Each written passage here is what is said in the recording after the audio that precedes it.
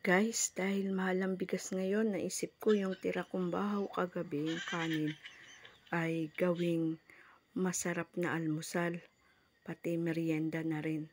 Kaya yan, sinabawan ko yung malamig na kanin, may tutong-tutong pa yan. Nilagyan ko ng sabaw, pinantay ko dun sa pinakaano niya. At yan, pinakuluan ko ng pinakuluan. Kung makikita nyo, may kulay pa yan. Kasi nga dahil doon sa tutong. Basta pinakuluan ko siya at pinalambot. Ayan, hanggang sa kumukulo na. Ayan, makikita nyo, hinahalo-halo ko siya. Kulong-kulo na. Tapos, kumuha ako ng kokwa. Ayan, kokwa yung panglagay para maging champurrado. Ayan. Ayan, masarap na almusal natin mula sa kaning lamig. Mula sa tirang kanin kagabi.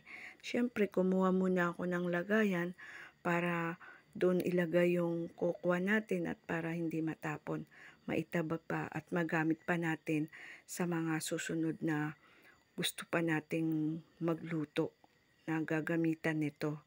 Yan, at kumuha nga ako ng isang bowl na lalagyan natin, kukunawan o tutunawan ng kokwa. Yan, nilagyan ko siya ng 2 tablespoon or kutsarita. Yan, punong-puno. Nilagyan ko, tsaka ko nilagyan ng tubig, kinanaw ko siya dyan. Yan, hanggang maglusaw-lusaw na. Yan, at nilagay ko nga doon sa kumukulong bahaw na kanin natin kagabi. Yan, medyo malambot na.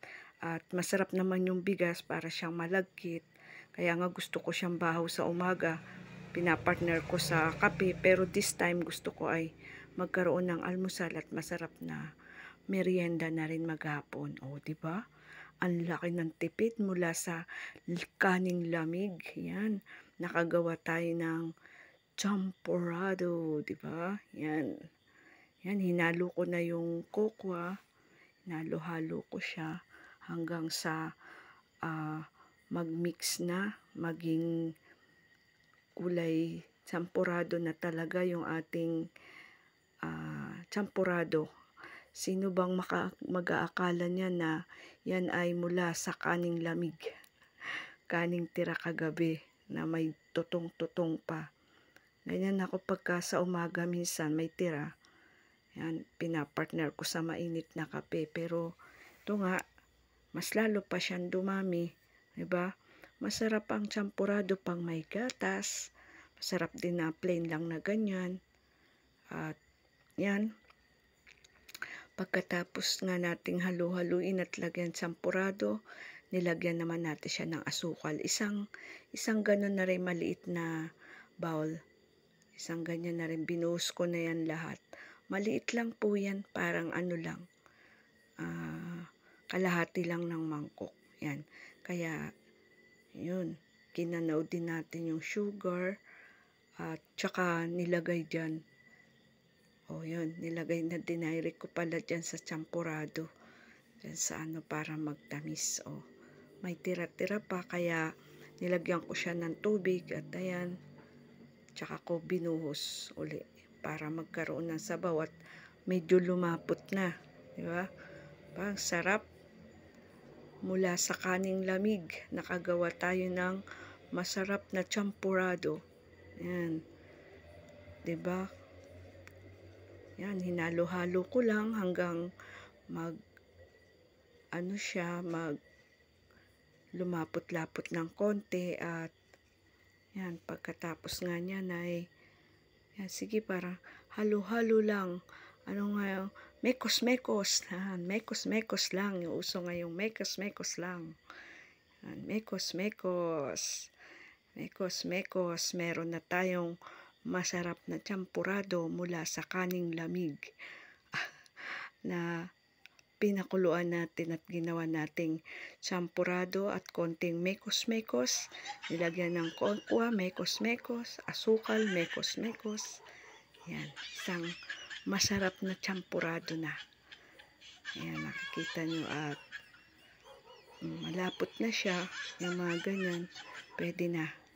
At yan nga, kumuha na ako sa mangkok, di na ako makatiis. Kahit mainit pa yan, nilagyan ko ng 1 kutsarang gatas o milk powder. Tsaka ko uli minekos-mekos. Yan, mekos-mekos natin uli siya. Diba? Ayan. Okay, mekos-mekos lang, mekos-mekos. Para mas lalong sumarap ang champurado. Diba? Mekos-mekos. Ayan, o. Sige, mekos-mekos. Mainit siya. Lalaway na ako niyan. Takam na ako niyan. Kasi almusal ko yan medyo past 8 na yan. Kaya, yan.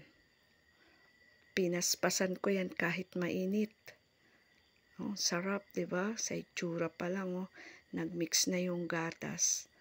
Yan, pinaspasan ko habang mainit. Ang sarap mula sa kaning lamig. Nakagawa tayo ng masarap na champurado. At nung hindi ko nga yan naubos lahat, naging merienda ko pa. At naging merienda ko pa rin sa hapon. 2 merienda, so 3 kain, di ba? Mula lang yan sa bahaw. Mahal ang bigas ngayon. Huwag nang masyadong mag-aksaya. Maraming nagugutom sa kalye. O, di ba? Sinong magkakalang dukot yan?